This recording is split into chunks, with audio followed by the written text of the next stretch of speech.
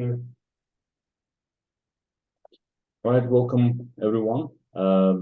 This is going to be our recorded session where we will discuss some very famous and still commonly asked interview questions.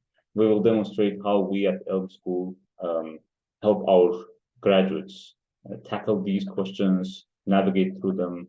And this is going to be our public session, meaning if you have missed this live event, you can join us at our next events. We will keep announcing them. Usually we will put them to weekends. So again, I hope you can make time and join us live, because live is going to allow you to ask questions and all. So how can you hear about these sessions? Basically, this is our website, ELM School. At the bottom of our website, we have all these contacts and links. For example, you can go to our YouTube channel to kind of see our recorded sessions and everything that you might have missed. You can go to our Instagram page, Twitter or Facebook page, and follow us there. Okay. We do also post a lot of very useful articles, useful information for you out there if you are in the market, or it doesn't matter if you are in this field. It also goes without saying that these sessions are being posted there, announced there in advance as well. You can see that we made 3 days advance announcement. So please feel free to go to our webpage, or feel free to follow us on these social media platforms. We will be happy to see you there. Okay. Now let's dive right in. So for those who are live, who are with us live, at any point, if you have a question, please feel free to unmute yourself. It's okay. This is a public platform. Or raise your hand, and I will keep an eye on the other screen, and I will give you the word individually. Okay, so let's dive right into the question that we have here. You might, if you have been interviewed in the last 3 to 5 years, you at least have seen this question once, at least once, right? Because if out of 10 interviews, at least one will ask this. There are also other questions that people will ask. So eventually, as we progress with these recorded sessions, we will keep sharing them with you and how you can solve them. Now, what does this question entail? So there is technically, it's a very simple question, right? You're going to be given a sentence, right? And what you will need to do, you'll need to find and return the number of times each character is used. So you will be given a sentence like this. Let's actually make it simple for the beginning. Apple is red, all right? And you're expected to return A1, P2, L1, E2, and so on and so forth. What does this mean? It means what you will need to do is you will need to read this sentence programmatically, of course, and you will need to say that, wait a minute, there is one time letter A used, there are 2 times letter P is used, L is used once, E is used twice, one inside the apple, one inside E. I'm sorry, inside the red. So you have 2 E's. So you're going to say E is 2. I is used once, S is used once, R is used once, and finally D is used once. Okay? So this is the question you're given. Do you have any questions about this? Any raised hands, or does this make sense? Makes sense.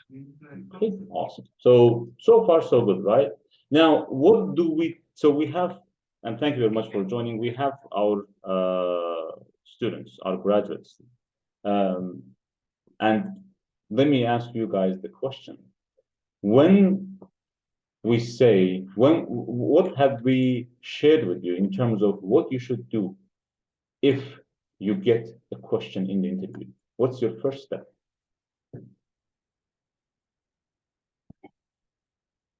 Do you start writing a code, or what do you do? Pseudocode. Oh, okay. Pseudocode is great. But before that, pseudocode means we write, we're going to do that. Pseudocode means we write steps in English as to how we're going to tackle this. But before pseudocode, what do we do? Ask question, ask question, ask question. Ask questions. Ask questions. This is step number 1. Let me do this. Interview ints. Okay. Step number one, ask questions. There is a pseudocode. I'm going to put it here. Thank you very much for bringing that up. But we will see at which stage we're going to start writing pseudocode. So step number one, ask questions. Looking at this example and this return, right? What can be a question you might have to ask? Go ahead, please. If you have your hand raised, go ahead, please, if you want.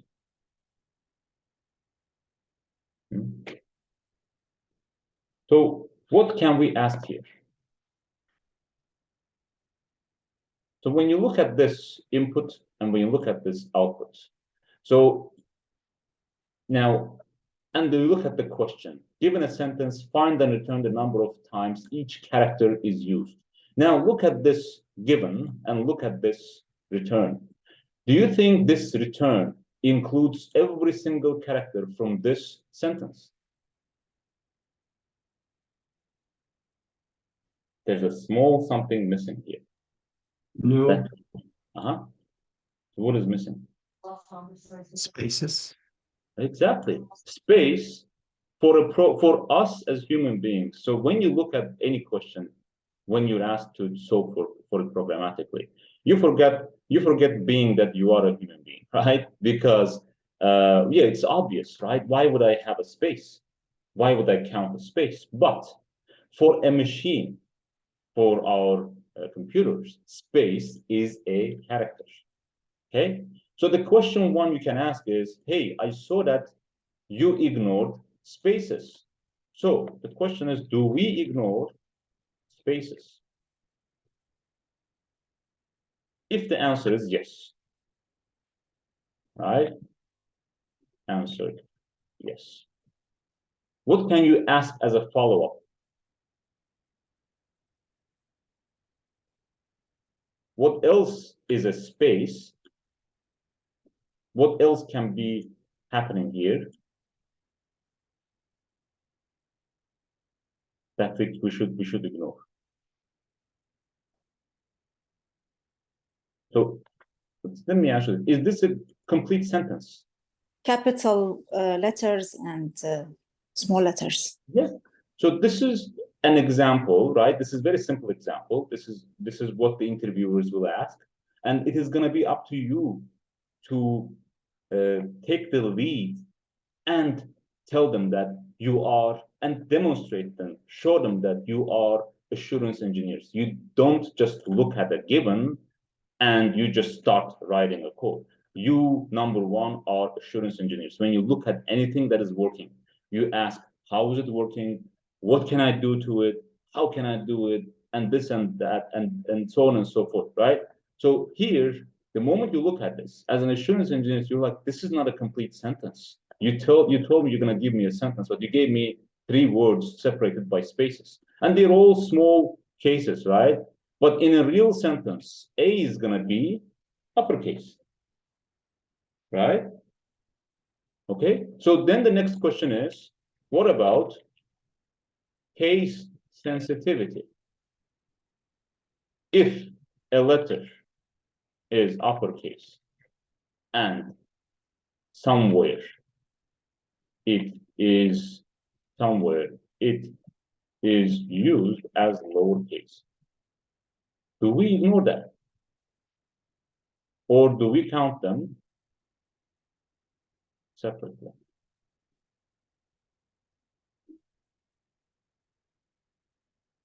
If interviewer wants to take it easy on you, they will say that count them separately. Because if we count, so what do you think? Apple is red. Let's do this. So what do you think will happen if I have another A here? Do you think it is easy to count them separately? Or do you think it's easy to count them together?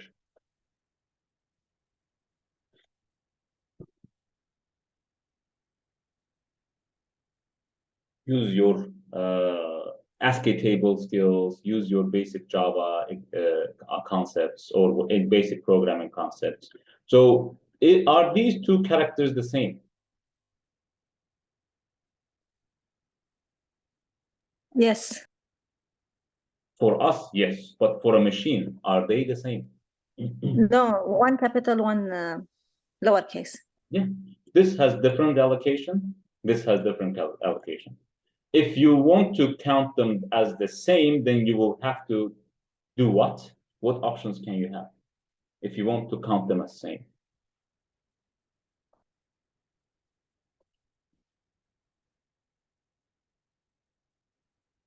Ignore lowercase and ignore cases in the code. Yeah, you can ignore cases, but it can be difficult. We'll see when we start writing a code and pseudocode. One thing we can do is, if they say count them separately, we don't worry because this is a different character. This is a different character. But if they say count them as the same, you already start thinking about your pseudocode because for you to be able to count them as the same, you can either go through the analysis of how I'm going to find out that this is an uppercase, this is an lowercase, and you can put them together, or you can run into a trick. You can use a trick, and the trick being whatever the user gives. Let's say user gives you this. Apple is red, right?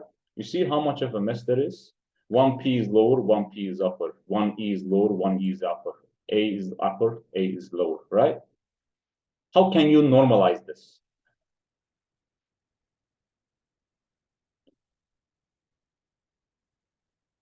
Can you simply make them all, this is a string at the end of the day, right? If you take this string and say that convert it to lowercase, that's it. Everything is going to be lowercase. Now it looks better. I see. So whatever the user gives you, it's what the user gave you. We don't care about that. It's up to you to take the user's input and analyze it and normalize it and whatever, right? All right. Now there is one more question that you can ask. I know you can ask tons of questions. If this question is given to me, I'm gonna ask tons of questions. But let's ask one more question, and let's go from there.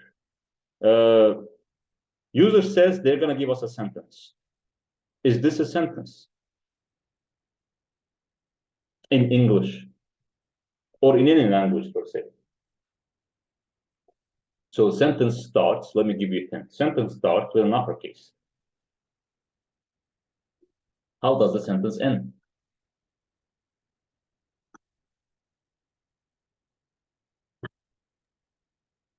With a special character. Yeah, with a dot, right? Every sentence ends with a dot. Apple is red and banana is yellow, right? Or we can do this, not finish this sentence, use comma here, apple is red and banana is yellow, okay? So what we ask here is, what about special characters? Such as dot, comma. Do you want me to ignore them as well? If the answer is yes, we will attend to it differently. And generally, the answer is yes, because when the answer is yes, this is gonna complicate our life, right? Because we will have to now look at every digit, every character, I'm sorry, and then say that if it's a special character, ignore it. All right? Now, we asked a couple questions. Again, step number one is to ask questions. If you ask one question, this is good. If you ask two questions, this is great.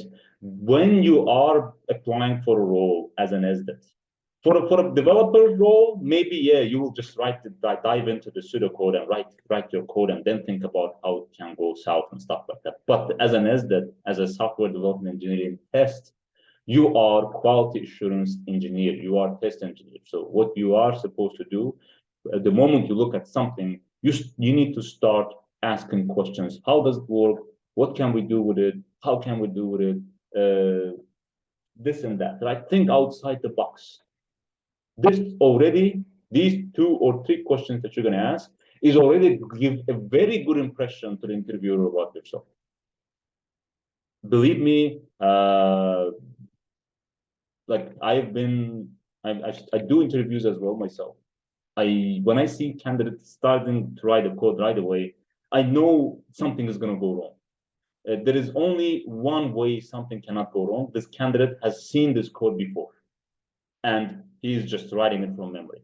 But if a candidate has seen this question the first time and he's trying to really write it from his own self, then I'm sure that something's going to go wrong, because when he starts writing a code, he has not thought about everything. Okay, so think about at least few scenarios before writing a code. Step 2. Again, this question goes to our fellow graduates. What is step 2?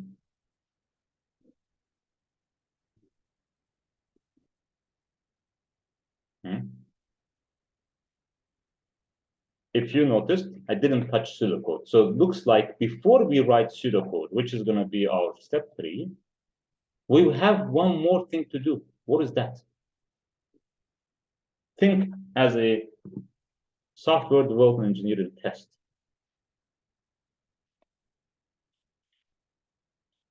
By the way, if you can't speak, if you can mute yourself, you can use the chat feature as well. It's open. Tell me, what do you think step 2 is supposed to be before writing a pseudocode? And we haven't gotten to writing a code. We are 30 minutes into this call, maybe 5 minutes into this interview, we haven't written the code, and that's perfectly fine. What is step 2? You are a test engineer. And even good developers will do this. Before writing a code, you have to have a vision. You have to have an understanding of what you're going to base your code off of, right?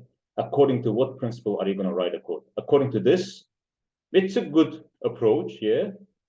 This is going to be your good input. But if you remember, during our classes, we always say that in interviews, your goal is not to write a perfect code in the 15-minute time or 30-minute time that's given to you. No, your goal is to write some code that works.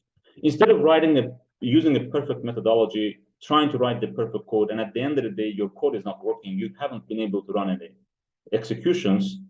Instead of doing that, please write a messy code, right? But as long as that code, when you put an input, gives you an output, that's good. Because everyone understands, every interviewer understands that in a 30-minute time, on top of you being excited and a little bit anxious, maybe emotions running high and stuff, no interviewer expects you to write a perfect code. If you do, that's great. It means you've been considered for senior or lead roles.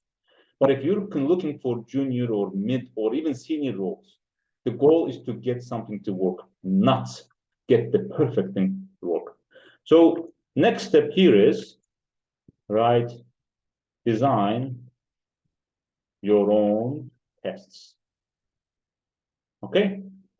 This example that the user has given to you is a good example, but it has a few issues with it. It has upper cases, lower cases, right? It has special characters, right? Again, in the classes, we said start from the simplest positive. I'm highlighting it here for the record, that I'm going to take it away because it doesn't look good. It looks like I'm screaming. But yes, I'm screaming. Start from simplest positive case. Right? Happy path. Do not try to break the code in the first test case. Why? Because if the code is not working, how do you know the code is failing or your test is failing? Okay? If you try to break something, if it's broken, if you break it, how will you know, was it working before or was it broken before? So please write your happy path test first. Easy happy path, Apple. Next, add complications based on your Questions. Okay, again, keep things happy. What is the next complication we can add? First input is Apple. We expect A1, P2, L1, E1. What's the next complication? What do you think we can do? Going once, going twice. Look at our questions. Do we ignore spaces? The answer is yes.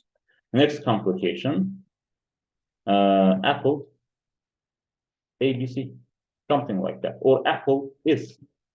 In this case, we don't just have Apple, we also have space. Next complication,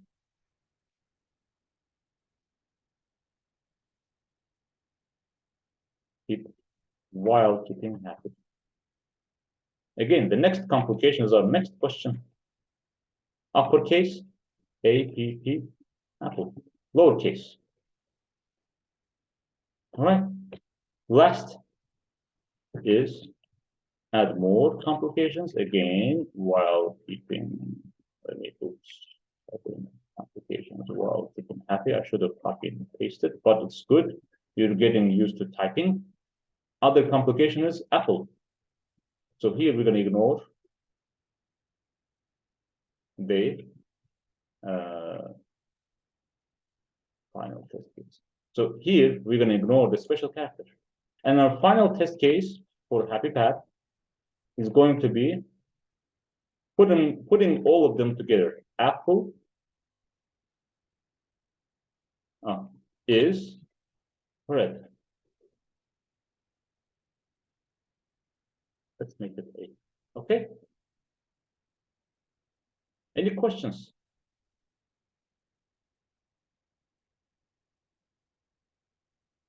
All right. Now, when you do something like this, you're going to demonstrate, again, you are applying for an SDET role.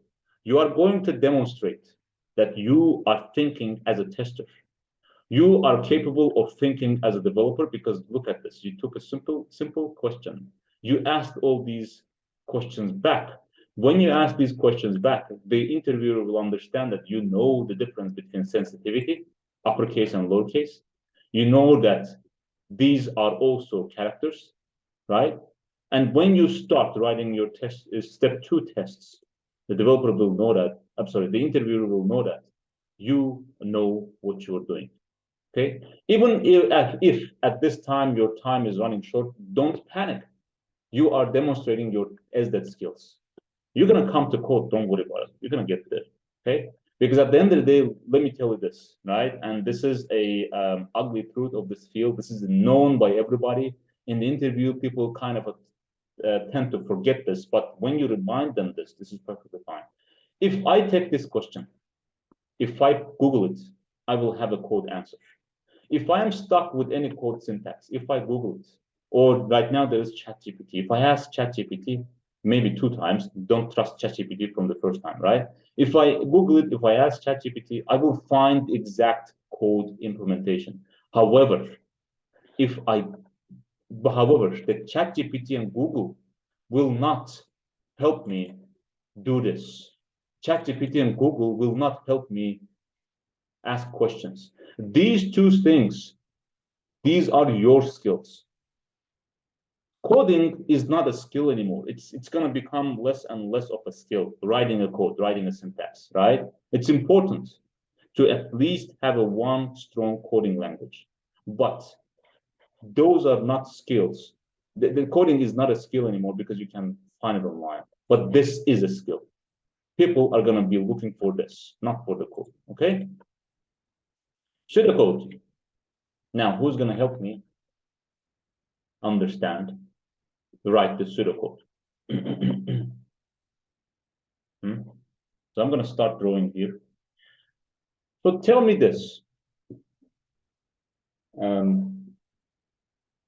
How are we going to come from this one to this one?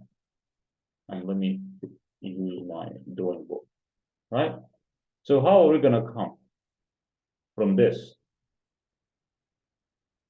Oh, what? Okay, wrong hand. Give me 1 second. From the code perspective, right? how are we gonna take this one and bring it to this? How is this gonna turn into this? So let's start from, now this is another reason why we have our own tests. So let's forget about whatever the user has given us, right? Let's start from simple Apple. How am I going to take Apple and convert it into this? We are developing our pseudocode now, right? Thinking in our head. Let's write Apple here. A, P, P, L, E. Okay. Now, question number one is, programmatically, how will I be able to take this A, then take this P, then take this P, then take this L, take this E? First thing comes to mind is, if I have to touch each character of a string, what do I need to do? I need to iterate for each character. So my pseudocode step one is going to be iterate for each character. Okay, my handwriting is ugly. I forgot last time I wrote something. Okay, so as I iterate,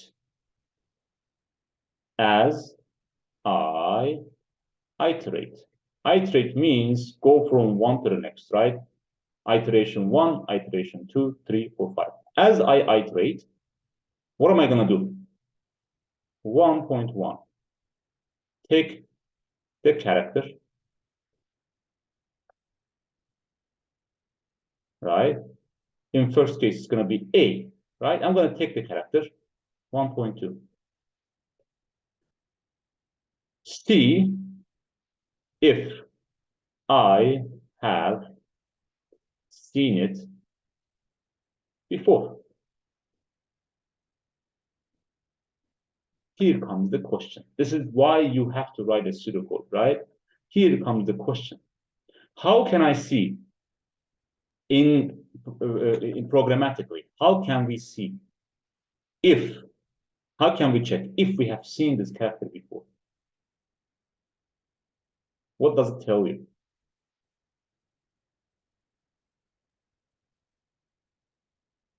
At this point, what it tells me is I need to create another storage where I will store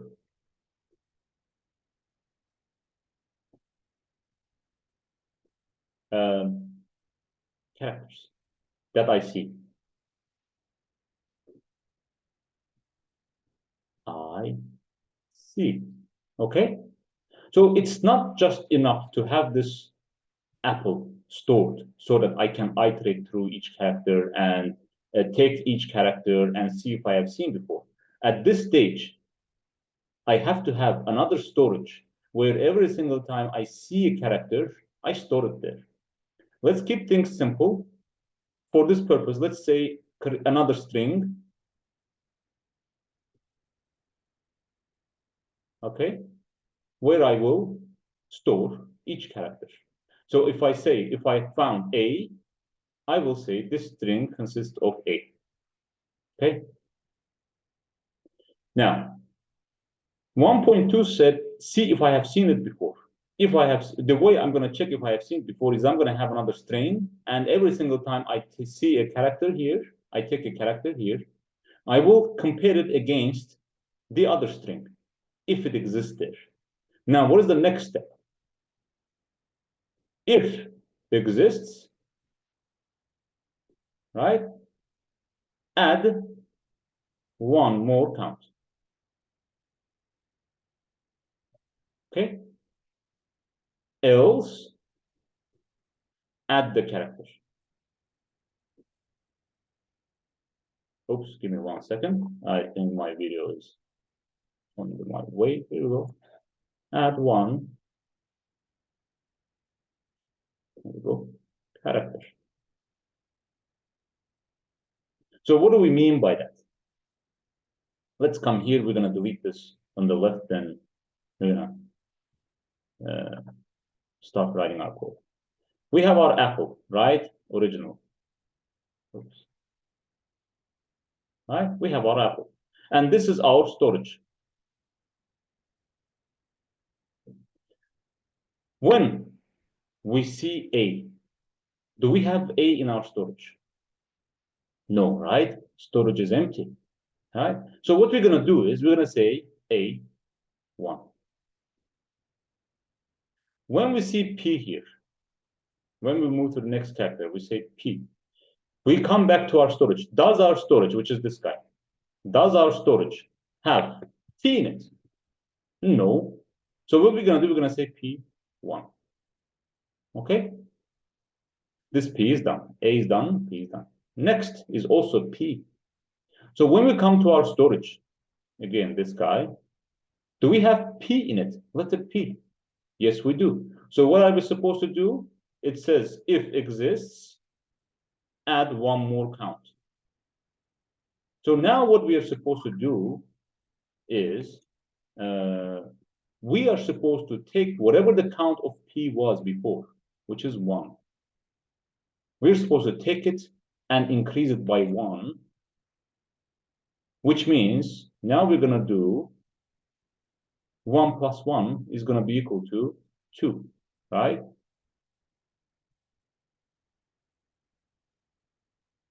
Okay, after this P is gone, now we have L. Is there L in our storage? No. Add L with 1. L is gone. E, is there E in our storage? No. Add E with 1. This will get us to our answer. Any questions about this? Nope. Now, I'm sorry? All good? All good. All right. Oops, sorry. So then let's clear this and let's start putting this in type format in our pseudocode. And there is let me share with you a spoiler alert.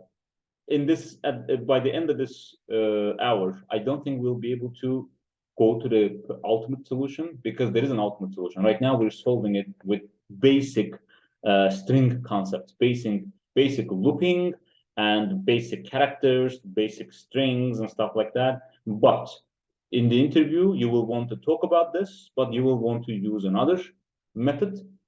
That method we will share with in our next class because this has taken more than we expected. All right, and that's good. That's good because once you watch these videos, what will happen is if you encounter this question, you will never forget how to write this. Okay, how to solve this. Now, pseudocode. Let's put it in typing. Right, in the interview, if you have an opportunity to type, you're going to have a code on the screen, most probably, right? We're going to get to the screen now, this our old beloved public class screen, right? Java syntax. If you have something like this, you're going to use comments. Actually, you know what? Let's keep the pseudocode thing here. These are our notes, right? Let's focus on our now coding screen. We have our questions, we have our answers. We now need to, we also have our test cases. Now we need to put our pseudocode in place.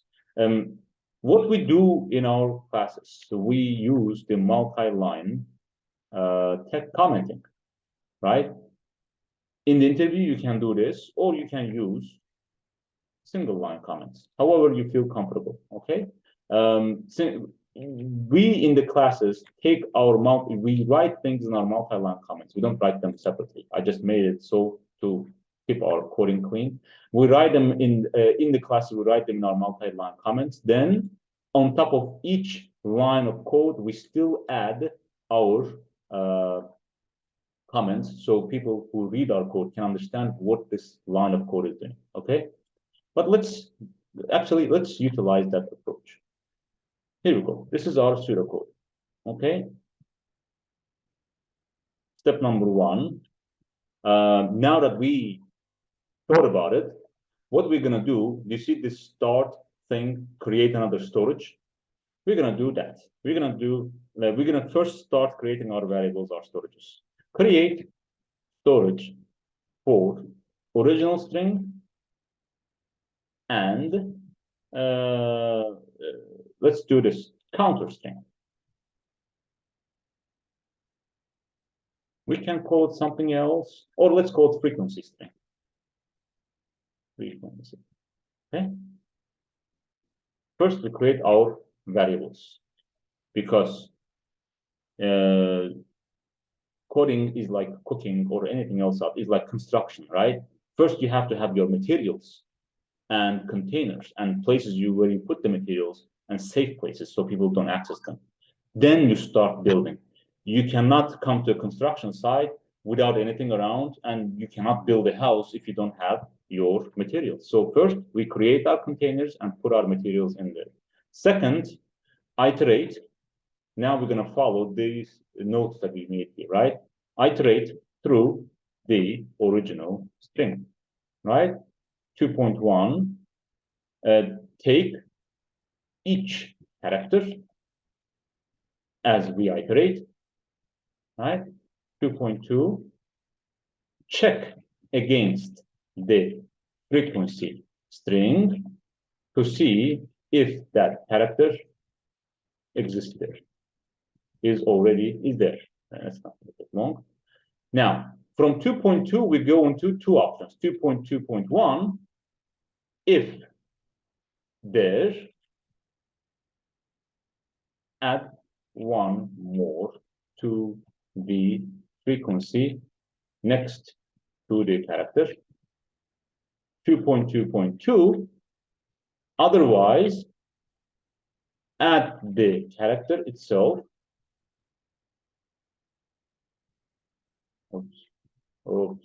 Itself with one next to it.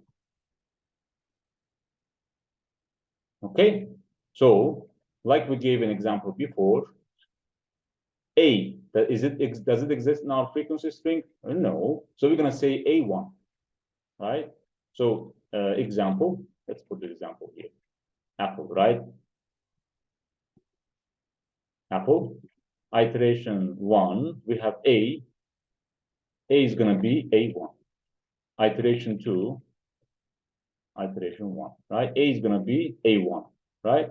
Iteration 2, P is going to be A1, P1, right? And iteration 3, I'm going to stop at this time. I'm not going to go to the next iterations. It's okay. We will do it with the code. Iteration number 3, we have another P, right? Now this time, we're going to have A1, P1 is going to be converted into P2. Okay, and so on and so forth. Right. Any questions so far? Are we good?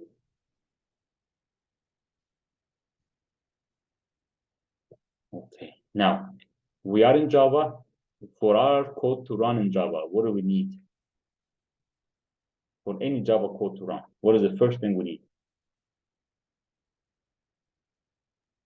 Memorize this. I'm sorry? Main method. Yeah. Public static void main string array args. Okay. Now, again, in the interviews, I see a lot of people writing a code right inside the main. Nothing wrong with that. That's perfectly fine because the purpose of the interview is to get something to work.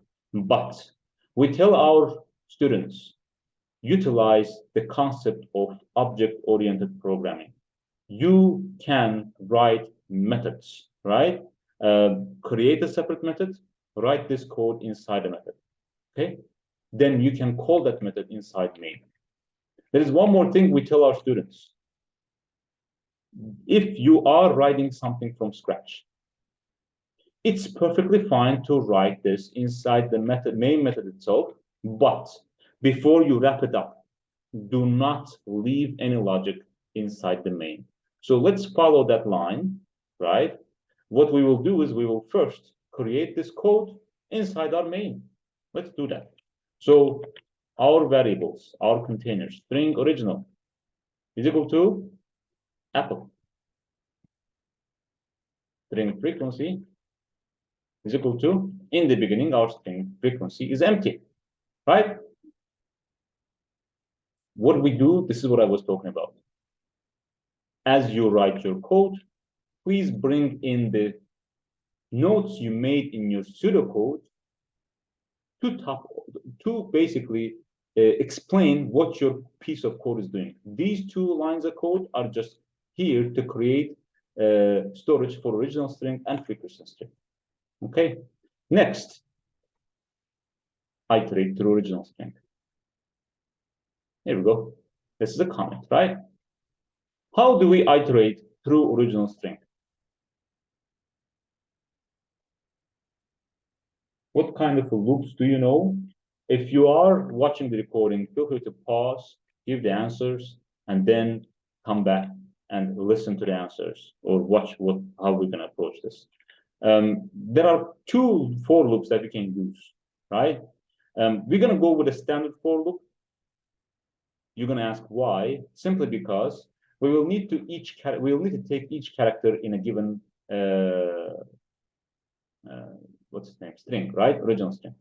And we will need to do certain operations on them. For that reason, we will need to have the index of these characters.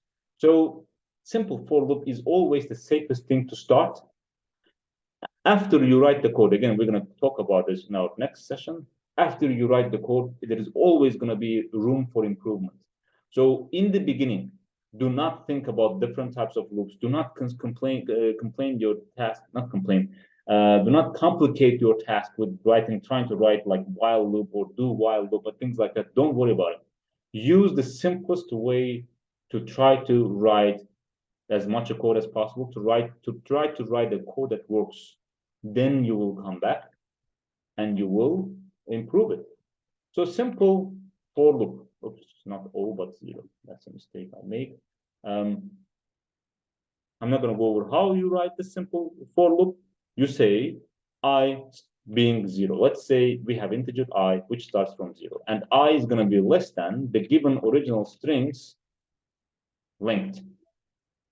Right? Meaning we're going to iterate from 0 index till the one before the last index. Okay? I++. Every single time we iterate, we're going to increment our I by 1. All right. So this is to iterate through the original string. Now, 2.1, take each character as we iterate. How do we do this?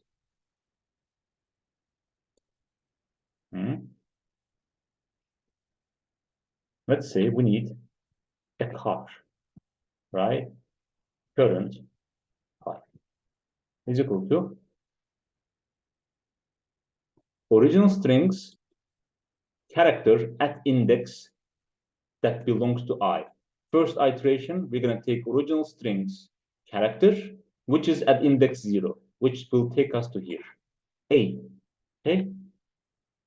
Current character is going to be equal to original strings character at index 5. First iteration is going to be 0. Second iteration is going to be 1. Third iteration is going to be 2, 4, 5. Oh, 2, 3, 4. Why am I counting 2, 4, 5? Okay, one more time, not to confuse you. We start I from 0. What's the character at index 0? A. Character at index 1, P. Index 2, P. Index 3, L. Index 4, E. Are we going to look for index 5? No. Why? Because I is going to stop. The iteration is going to stop. Because 5 is not going to be less than length of the original, which is 5 characters long. Okay, we're going to take a character. Now, what are we going to do? 2.2, check if it exists in our frequency string. Yeah, check against the frequency string. for, let's make it shorter because you don't want to write very long, string for existence, for present.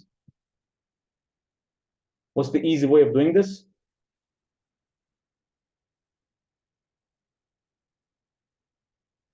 Boolean is present is equal to, how are we going to check it? Does frequency string contain that character? Current copy. It's going to give us an issue because it says it's expecting a character sequence. Character sequence means give me a string.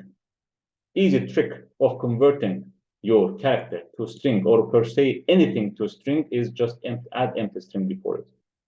We have talked about this trick in our class, so we will not dive into the details. Okay? Anyone who did any Java programming will understand what's going on here. All right? There's another way of doing this. Instead of storing it as a char, you can store it as a character or you can store it as a string. It's up to you, but this is the easiest way out of this. All right. This is how we're going to check and look at what we're doing. We're storing it as a Boolean. Is present. Now, why are we storing it as a Boolean? Because we are not done with step 2.2. There is step 2.2.1, which will say if there, meaning if this present is true, then we're going to do something about it, right? But if it is not true, then we're going to add one next to it. We're going to add the character and add one next to it. Let's first solve for 2.2.2. It's okay.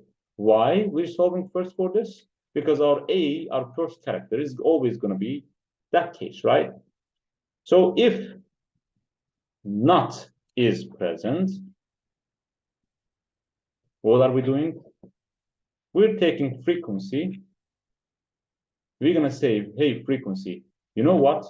Right now, you are equal to whatever you were before plus the current character plus 1.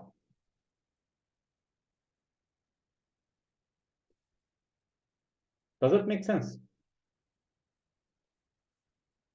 Iteration number 1, current character is A. Is current character present in the frequency? I don't think so, because frequency is empty, right? Okay, so take A. You see, this condition becomes true. So take A, put it here, right? And add 1 to it, and add it to the current frequency. So frequency was empty. Now, after the first iteration, frequency is going to become A1. Okay? So let's put it back now. I'll put our code back. Now, let's say we are done with A. First iteration is complete. Next iteration, P. In the second iteration, we're going to take P. We're going to check it against frequency.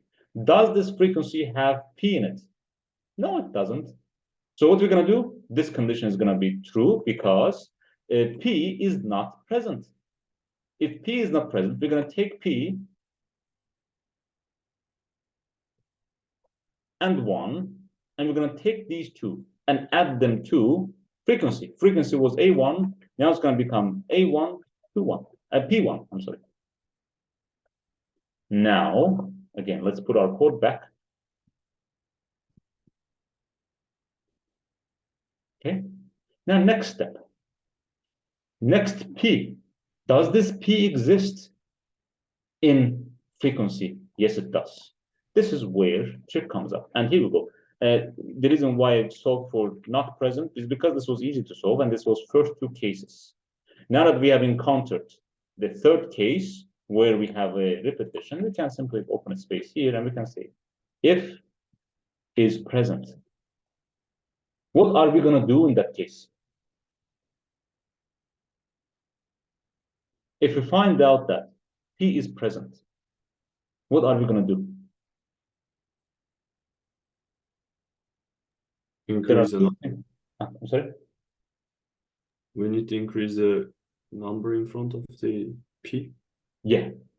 So we need to find this number that comes after P, find out whatever it is, because it can be 3, right? It's not always going to be 1, right? It could have been 5 or whatnot.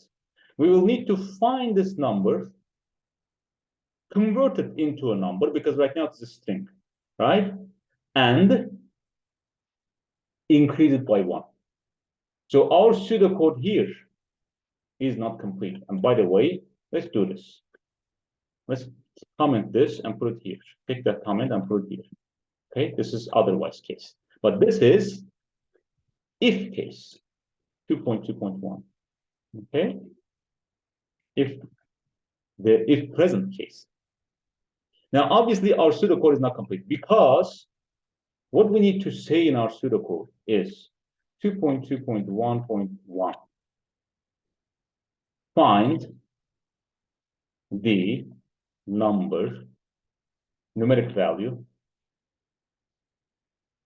after the existing character.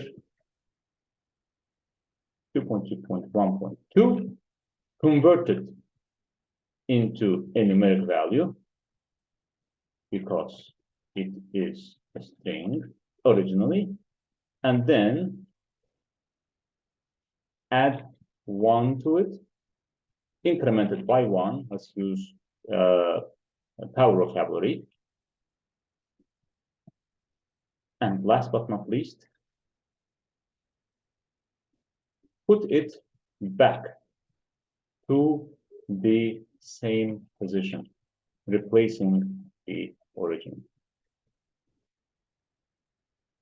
Okay. Now, obviously here, things got a little bit out of control, more than we thought about it, right? And this is fine. This is how the interview works. This is how we get there. And again, if the time runs out, which our time is coming to an end slowly but surely, if the time runs out, it's okay. You're going to have some code written. All the interviewers want to see, do you have this understanding? All the interviewers want to see, do you have the ability to write your loops, to understand the relationships between strings versus characters versus numeric values? If your time runs out, this is perfectly fine. If you come here to this level, interviewer says, I wish we could continue, but we cannot. It's perfectly fine. You still are going to get the job, right? This is this technical part. Usually, these interviews are given at least 1 hour for technical parts, at least 30 minutes. And in those 30 minutes, like in our last hour, I was doing a lot of talking rather than writing a code. But you will go through this stage, maybe in a matter of 5 minutes. It took us 30 minutes because we were questioning ourselves, we were asking questions, we were going back and forth. And this part is going to take you 10 minutes. So yeah, you should be done on time in 30 minutes time, okay? All right, long story short, let's do this. If it is present, 2.2.1.1, find the numeric value after the existing character. How are we going to find it? Numeric, let's store it. It's going to be a character, right? Because from string, we can take out a character from this one. Find the position. Find the position, because first, we need to find where it exists, okay? We need to see this one is at position. So which one are we talking about? A1 or P1? We're talking about P1. So we need to find out that we are dealing with this one, which is right after the P. So to be able to do that, int position, or let's call it index, is equal to whatever the position of P is plus 1. Does it make sense? Yes. Yeah. So we cannot search for 1 because we don't know what what this number is after P. And even if we search for one, it's going to give us some other one, maybe, right? So what we can search is, we can search for the character itself, okay? The character P, because P is going to be unique in this frequency. Every time we're going to find a P in our original string, we are going to say that, take that P's, what's his name, number, and change that. We're not going to say add another letter P here. So what we're going to do is we're going to say that the index of this number, the position of this number, of this numeric value is going to be the position of the letter, index of the letter P plus 1. We're going to take the frequency. We're going to find the index of P in that frequency, which is going to return us 0, 1, 2. And we're going to say now our index is going to be not 2, but 3. Okay? Next, 2.1.2. By the way, if you have any better ideas, if you have anything in your mind, please feel free to speak up. Next, we're going to take this index, use it as our position identifier, right? And what we're going to do is we're going to say that take that number, right? Take that number. How are we going to do? We're going to take that number by saying frequency dot character at that index. Here we go, this index. Okay. This is going to give us a character, right? So by the way, wait a minute. If this is going to give us a character, how are we going to convert it into a int? Are we going to be able to automatically store it as an int? No, right? We're going to use a trick for this. So there is a problem here. What the problem is that this character at is going to return us a car. You see, if you read the Java documentation, it's going to return us a character.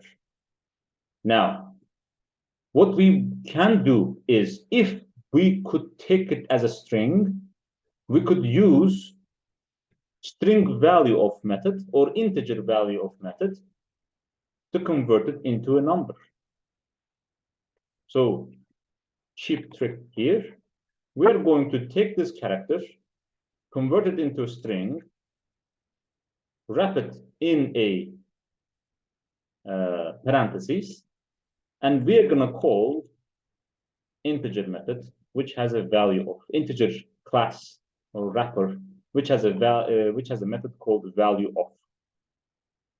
What this will do for us is it will take this string, which is 1 in this case. It will take the string and convert it into integers. And now we can say the int value is equal to this integer value, right, coming out of this position.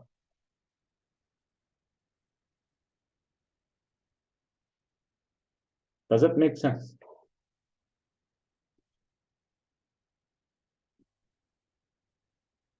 Next, incremented by 1. Easiest thing to do. Value is equal to value plus 1. Whatever the original value was, add 1 to it. Or you don't write it like this. You can use a shorthand operator, plus equal to 1. Again, we discussed these in our classes. Or you don't even need this. If you increment by 1, you can do this. Value plus plus. Last but not least, put it back into the same position. This is going to be a little bit painful because I'm thinking that we cannot use replace operation here. We will have to use substring operation. we will have to say that. Take the original frequency, whatever that string was. Leave it the way it was before this position of the numeric value. Let's say there is like one more, right? L1. Let's say we want to increase P by 1. We want to make this P2. What we're going to do is we're going to say, take everything before that 1, okay? Then add to it the new updated value, which is 2, and keep everything after it the same way it is, and put these 3 together. Now, what we're doing is we are separating this value. We're treating it on its own. We're going to keep everything before it the same. We're going to keep everything after it the same, but we're going to update the value itself. To do that, we're going to say that now, after we have incremented our, after we have found our value, after we have found our position of the value, we have captured that value and we have incremented by that value by 1. Now we're going to update our frequency. We're going to say frequency is now equal to the substring of frequency from the beginning till that index. Substring of this frequency from beginning, from 0 till that index, which is 2, right? Plus the value plus the substring of frequency from that index plus 1 till the end. Till the end, you don't, let's do that. Let's do this. Actually, no, yeah, till the end. So when you use substring like this with 2 values, you define your beginning position, you define your ending position. When you use substring like this with a single value, you define your beginning position, and basically what you're saying is the ending of the string. Does this make sense?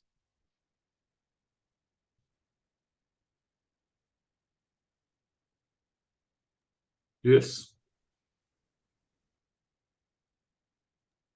Okay.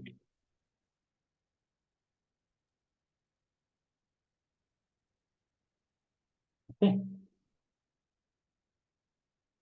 I'm making notes here, so if someone reads this, they will be able to understand what's going on. That's it. So this was a little bit of a Frankenstein solution, but this is what you deal with when you deal with strings. Again, in the next recording, we will announce it in advance as well. We will use something better than this because this is painful.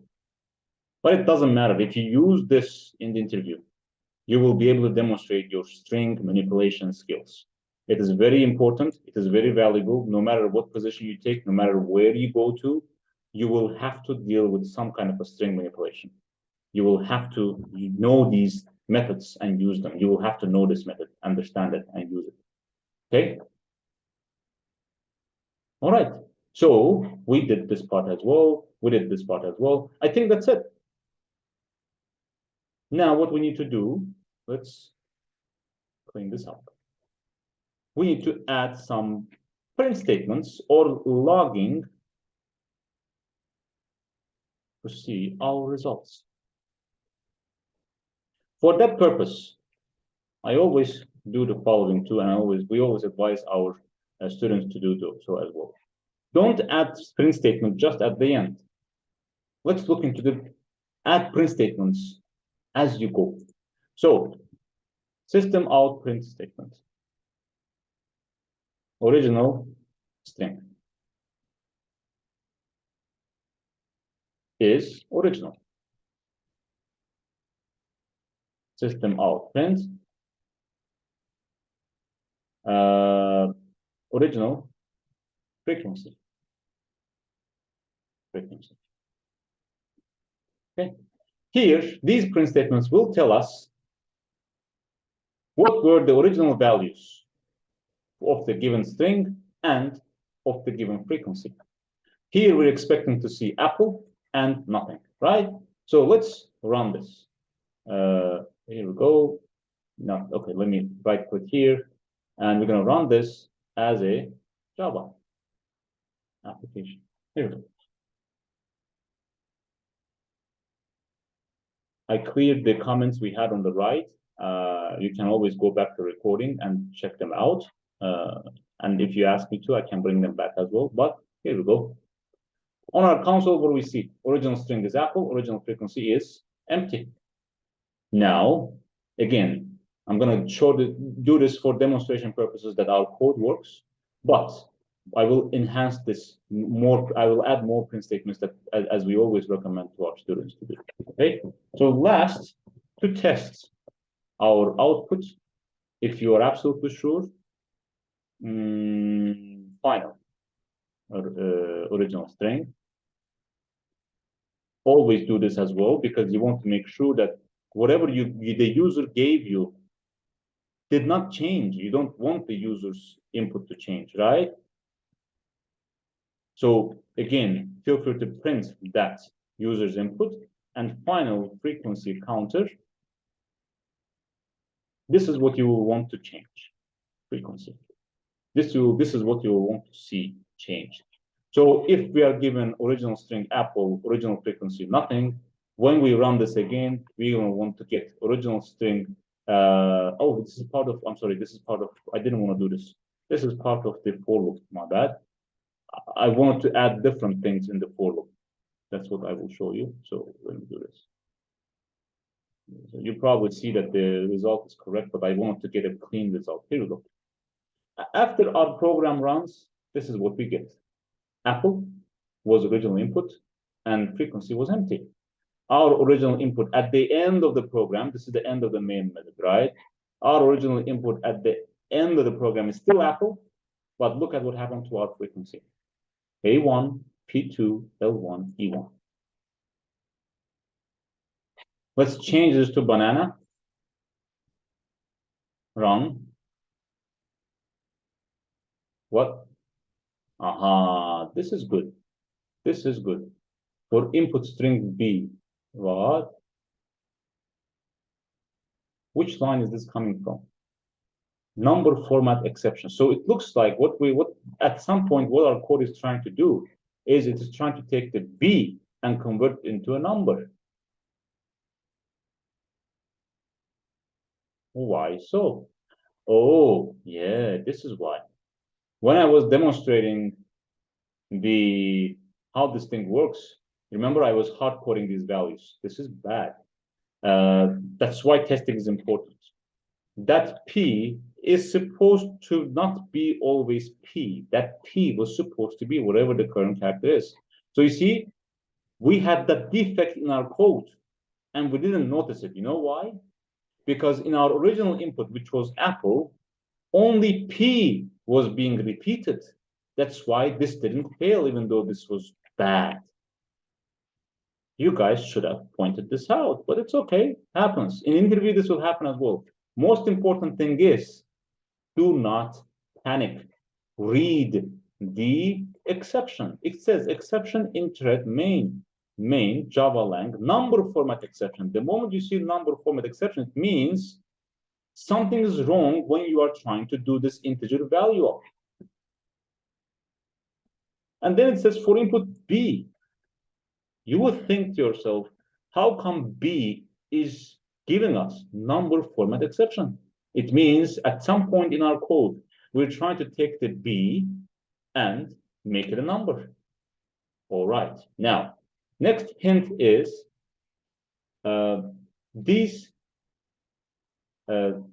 what's its name? This is called stack trace, right? What happened to in the stack memory itself? By the way, we talk about stack memory as well. This is the top of the stack. This is the bottom of the stack.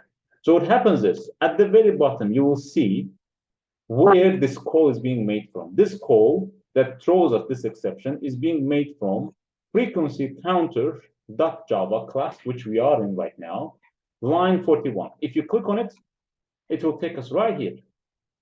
It tells us that something is wrong here. Don't worry about the upper things. So the integer Java, these are Javas. calls, right? We don't deal with Java libraries. We have issues with our own library. That's why you're always going to focus on the specific class that you're dealing with, part of the stack where your class is being handled. Okay, so we're going to be dealing with this, right? So it means something is wrong at this point.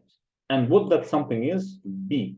You will look at this point and above as to, wait a minute, what's going on here? Why am I taking B and I'm not able to convert it? And then you will come in here, you'll say, wait a minute, why is this hard-coded? Okay, this is not supposed to be hard-coded. This is supposed to be current class. And then you will rerun again. And this time, we can put it back to Apple. So let's put it back to banana again. Again, retest. Another important thing, it's good we had Apple here first, because when you make a code change, you have to do two things, regression and retesting. First thing is retesting, then you do regression. Okay, again, we share this with our students. So we test for Apple, then we retest for banana. Here we go. B1, A3, N2. 1B, basically, 3 A's, 2 N's. Technically, our code here is done. But is it really done?